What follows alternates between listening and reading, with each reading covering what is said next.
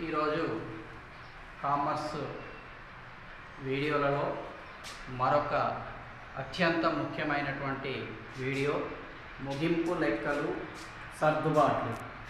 మీరు intermediate first year అయినా, degree first year అయినా, ఎంబీఏ ఇంజనీరింగ్ కోర్సెస్ చదువుతున్నా, ఆఖరికి ప్రొఫెషనల్ కోర్సెస్ అయిన సిఏ, ఐసిడబ్ల్యూఏ, సిఎస్ అయినా కూడా ఈ సర్దుబాట్లు చాలా కీలకమైనవి.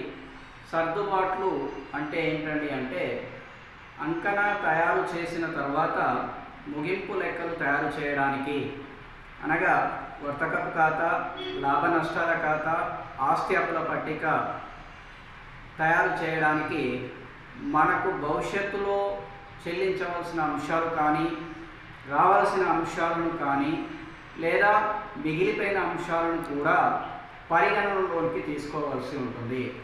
ఆ విధంగా ముగింపు లెక్కలు తయారు చేయడానికి భవిష్యత్తు అంశాలను కూడా కలిపి తీసుకుంటున్నట్లయితే వాటిని సర్దుబాట్లు అని పిలవడం జరుగుతూ ఉంటుంది. మరి ఈ సర్దుబాట్లు దాదాపు 20 నుంచి 25 రకాలుగా ఉండే అవకాశం ఉంటుంది. అందులో మనము ఈ వీడియో ద్వారా కొన్నిటిని నేర్చుకోబోతున్నాం. వాటిల్లో మొదటిది ముగింపు సరుకు. ముగింపు సరుకు అంటే చూడండి, మనము తయారు చేసినటువంటి సరుకు సంవత్సరం చివరి నాటికి ఇంకా మిగిలి ఉన్నట్లయితే దానిని ముగింపు సరుకు అంటారు.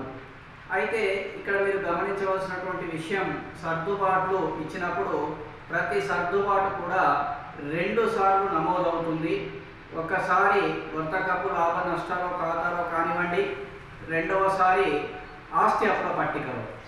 అలాగే అంకణాలో ఇచ్చినట్లయితే, అంటే సర్దుబాటుగా ఇవ్వకుండా ఉన్నట్లయితే ఒకేసారి రికార్డ్ అవుతుంది. ఈ విషయాన్ని మాత్రం జాగ్రత్తగా గమనించాలి. సో మరి ముగింపు సరుకు సర్దుబాటుగా కనుక ఇస్తే ఒకసారి వర్తకపు ఖాతాలో క్రెడిట్ వైపున చూపెట్టాలి, రెండవసారి ఆస్తి అప్పుల పట్టికలో ఆస్తుల వైపున చూపెట్టవలసి ఉంటుంది. అలా కాకుండా మీకు పొరపాటున ఈ ముగింపు సరుకును కేవలం అంకణాలో మాత్రమే ఇస్తే, మనము ఇంతకు మునిపే చెప్పుకోవడం జరిగింది, అంకణాలు ఇస్తే ఒకేసారి, అనగా ఆస్తి అప్పుల పట్టికలో ఆస్తుల వైపు చూపవలసి ఉంటుంది. ఇది మొదటి సర్దుబాటు అండి. తర్వాత రెండవది చెల్లించాల్సిన ఖర్చులు. అంటే భవిష్యత్తులో ఇంకా మనం చెల్లించవలసి ఉన్నటువంటి ఖర్చులను చెల్లించాల్సిన ఖర్చులు అంటారు. వేతనాలు కావచ్చు, జీతాలు కావచ్చు, అద్దె కావచ్చు, బీమా కావచ్చు, ఇలాంటి వాటిని చెల్లించాల్సిన ఖర్చులు అని పేర్కొంటారు. ఇవి కనుక సర్దుబాటుగా ఇస్తే ఒకసారి వర్తకపు ఖాతాలో కానివ్వండి, లేదా లాభ నష్టాల ఖాతాలో కానివ్వండి, డెబిట్ వైపున పేర్కొనబడిన ఖర్చుకు కలపాలి. అది వేతనాలైతే వర్తకపు ఖాతాలో కలపాలి, జీతాలైతే లాభ నష్టాల ఖాతాలో కలపాలి, అద్దె, బీమా లాంటి అంశాలు కూడా లాభ నష్టాల ఖాతాలో కలపాలి. రెండవసారి మాత్రం ఆస్తి అప్పుల పట్టికలో అప్పుల వైపు చూపాలి. ఇది ఈ అంశం తెలియజేస్తుంది.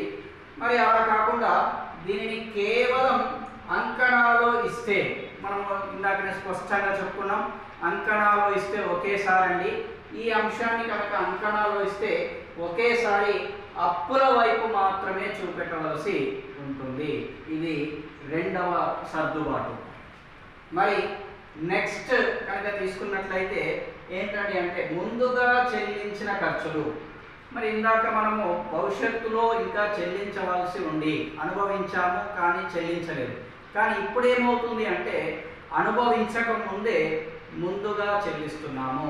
మరి అలాంటి దాన్ని ముందుగా చెల్లించిన ఖర్చులు అంటారు.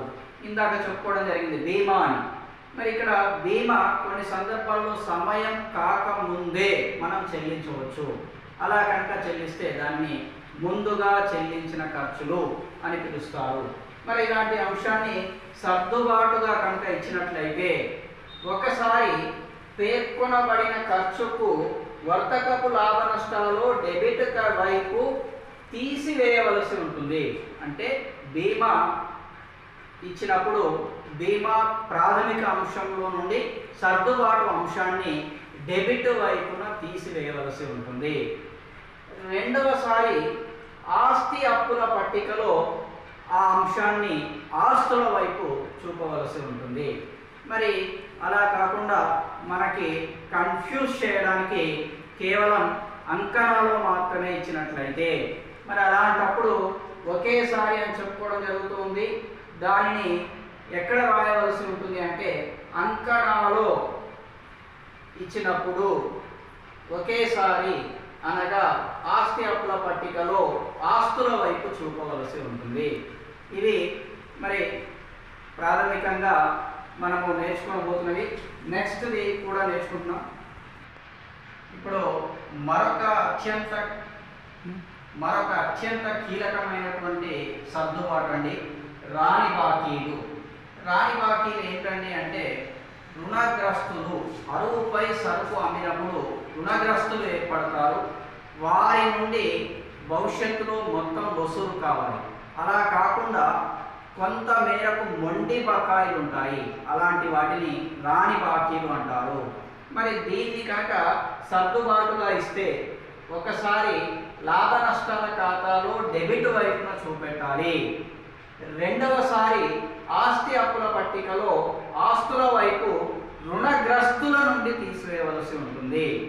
మరి అలా కాకుండా దీన్ని కేవలం అంకణాలు మాత్రమే ఇస్తే లాభ నష్టాల ఖాతాలో డెబిట్ వైపున చూపాలి. జాగ్రత్తగా గమనించాలండి. ఇది అంకణాలు ఒకేసారి ఇచ్చినప్పుడు లాభ నష్టాల ఖాతాలో డెబిట్ వైపున చూపెట్టాలి. అదేవిధంగా నెక్స్ట్ సర్దుబాటు తరుగుదల అంటే ఏంటండి అంటే ఒక ఆస్తిని స్థిరాస్తిని ఉపయోగిస్తున్నప్పుడు తన విలువ కోల్పోతూ ఉంటుంది. అలా కోల్పోయిన విలువను తరుగుదల అని పిలవడం జరుగుతుంటుంది.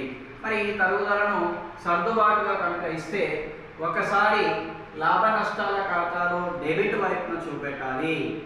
రెండవసారి ఆస్తి అప్పుల పట్టికలో ఆస్తుల వైపు ఏ ఆస్తిని అయితే చెబుతారో ఆ ఆస్తి నుండి తీసివేయవలసి ఉంటుంది.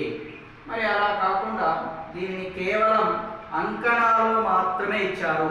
అలాంటి సందర్భంలో లాభ నష్టాల ఖాతాలో డెబిట్ వైపున చూపెట్టవలసి ఉంటుంది ఒకేసారి. అదేవిధంగా మరొక సర్దుబాటు రావలసిన ఆదాయాలు. అంటే మనకు వేరే ఇతర సంస్థల నుంచి ఇతర వ్యక్తుల నుంచి గడించి కూడా రాకుండా ఉన్నట్లయితే అలాంటి ఆదాయాలను రావలసిన ఆదాయాలు అంటారు. మరి వీటిని సర్దుబాటుగా ఇస్తే ఒకసారి లాభ నష్టాల ఖాతాలో క్రెడిట్ వైపున పేర్కొనబడిన అంశానికి కలపాలి. రెండవసారి ఆస్తి అప్పుల పట్టికలో ఆస్తుల వైపు చూపవలసి ఉంటుంది.